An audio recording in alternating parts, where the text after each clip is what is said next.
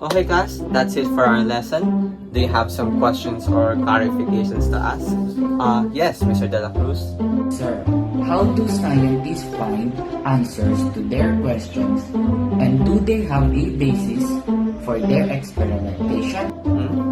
Seems you're also raising your hand, Mr. Sifra. Sir, what do you call again the procedures that a scientist follow when he or she conducts an experiment? Okay, let me recall our lesson.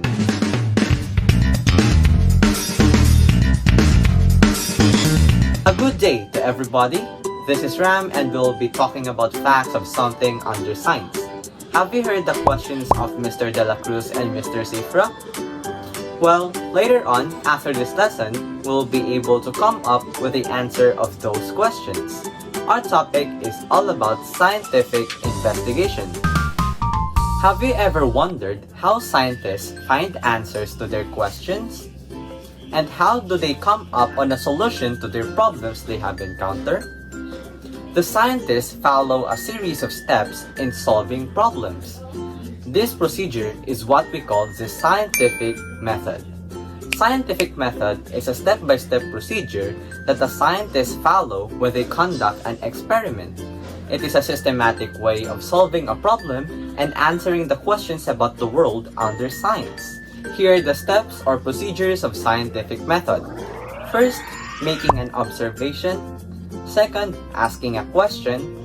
Third, formulating a hypothesis. Fourth, performing an experimentation. Fifth, recording data and analyzing results. And sixth, drawing conclusions. Let's discuss them one by one. Making an observation. Observing and getting information about the things around you using your 5 senses. Asking a question. A problem is a question that you want to solve or the things you want to discover more. Formulating a hypothesis. A hypothesis is an educated guess. It might be the potential answer to the problem asked. Hypothesis must be stated in such way that it can be tested through an experimentation and should have variables. Performing an experimentation. Experiment is a series of tests then used to verify the hypothesis. The experiment must include the variables, which are the parameters that can be modified in an experiment. The 3 variables are dependent variable, independent variable, and controlled variable. Recording data and analyzing results. On this step, you will record, report, and explain what happened in your experiment, and you can use charts and graphs in presenting the data you've gathered and results to make it easier to visualize. Lastly, drawing conclusions.